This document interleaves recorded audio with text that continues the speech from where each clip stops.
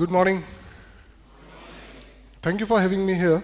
I want to do something good for the society. I too want to contribute. How many of you have heard someone saying this? Or rather, I should ask, how many of you have said it yourself? So let us see if we can take a cue from people who have done something for the society, and it will be great if we can just implement or rather replicate an iota of what they have done in our life. And I feel this is effort worth putting energy. So I'll take you to 1800 in India. Even prior to 1800, there was one gentleman by the name of Raja Ram Mohan Roy. At that time, if a woman would lose her husband, she would have to immolate herself in her husband's pyre, and the tradition was known as Sati Pratha. It was common then, everybody would find it normal, and this gentleman found it uncommon and challenged the status quo. During the same time, there was another person by the name of Ishwarchand Vidyasagar. That time, remarrying for widows is something that was unimaginable. So a widow is only supposed to suffer in silence, left half-starved for the rest of her life. He found it uncommon, abnormal, what was common and normal for everyone else at that point in time. Again, he challenged the status quo, and thanks to him, we have a Widow Remarriage Act. Talking about these gentlemen, can we think of any initiative or any campaign in recent times which has challenged the status quo?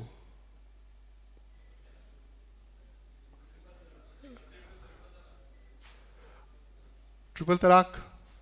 And there is another thing that has challenged the status quo in the recent time is this one. How many of you have heard of this campaign, Me Too? So a lot of women and men went online and said, Me Too. I too have suffered from sexual harassment and child abuse. It was the status quo. The status quo was that majority of the people will keep mum, will not speak about the harassment and the abuse that they have experienced during their childhood. And the perpetrator will walk freely because he knows that nobody would speak and he enjoys that privilege. Talking about the privileges part, there is a friend of mine who came up to me and told me, Yogesh, I got a call from my mom. My mom asked that your sister has written Me Too on Facebook. What does that mean? This guy had no answer. So he said that you better ask her because she is the one who has written. And later he told me that just beside their home, there was a family friend, a man, who used to stay. And since he was a family friend, so he and his sister would go there and stay there even during the nights when their parents were not home. And that guy would physically and sexually abuse him. So he feels that that must be the same guy who has abused her sister as well. So the question here is, who abuses whom? Is it men harassing women or men harassing men? I'm sure a lot of men didn't come out and speak about it, but a lot of them suffer sexual abuse and like sexual harassment.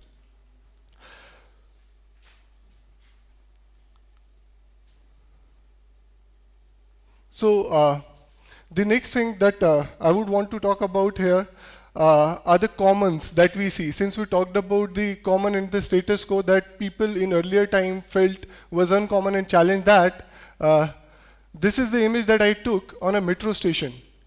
Do you find anything uncommon with this? Anything abnormal? True. So if you look at from the female's perspective, it might be an issue, but from a male's perspective, it is perfectly fine. What if you see it from an independent women perspective? From a mother's perspective? From an independent mother's perspective? I'm just throwing question. It's up to you whether you see a problem in it or not. The next thing is, we see a newspaper headlines nowadays in the mainstream media. This is from Delhi, and the next one is from UK, and the next one is from US. So do you find anything wrong with these news headlines in the mainstream media?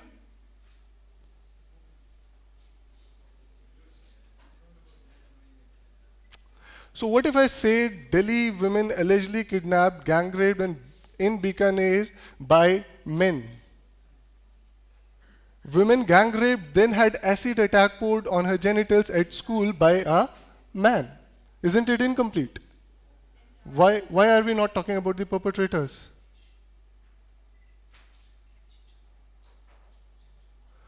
So,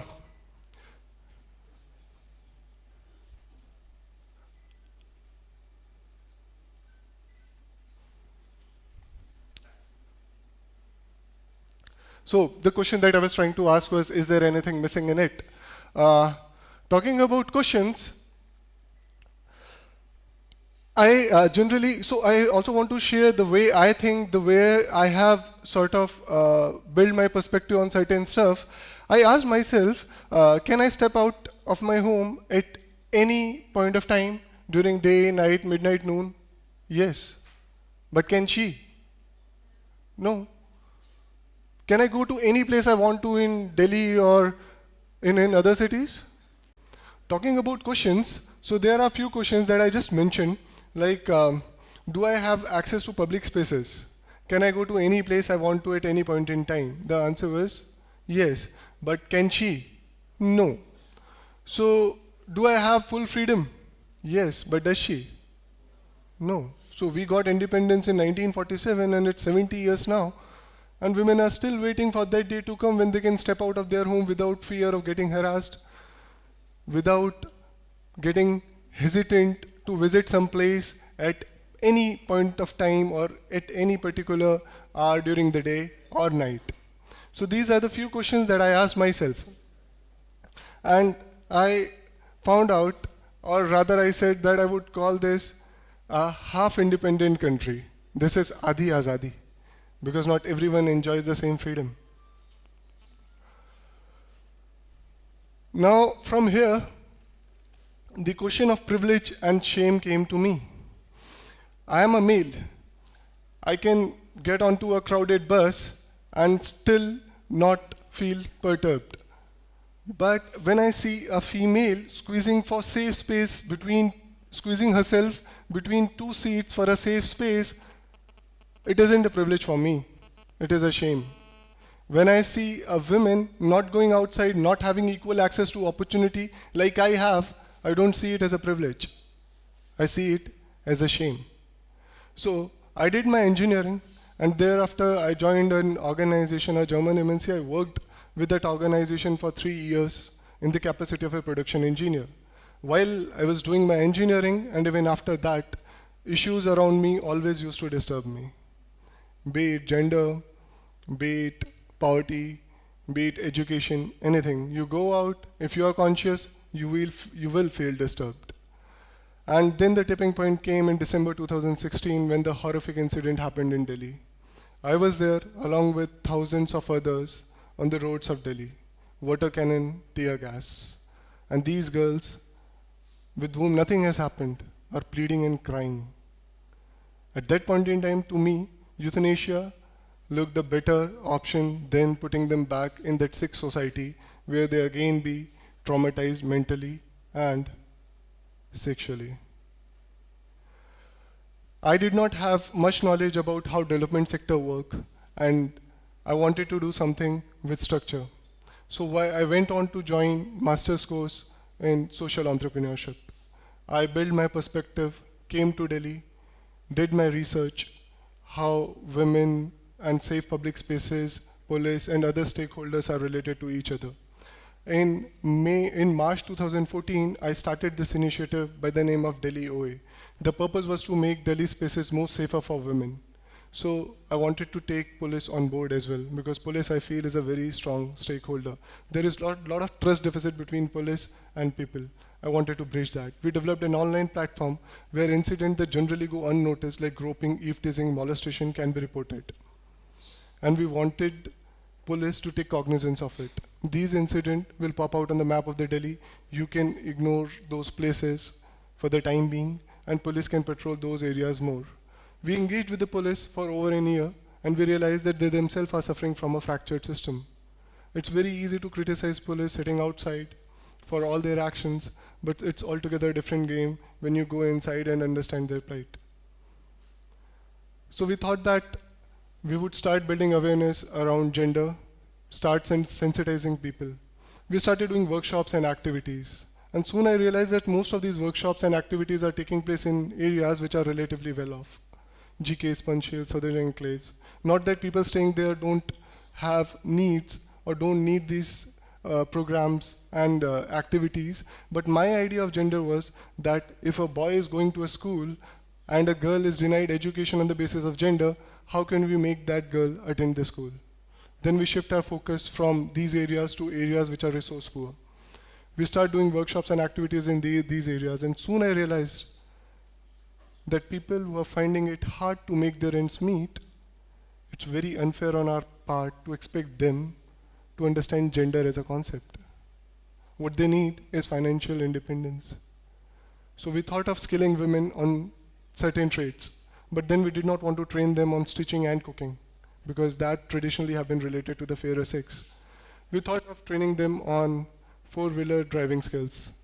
With the help of a government institute, we trained 20 women, 6 of them also got license. But on the first day of her job, this girl sitting on the driving seat had her hand shivering, holding the steering.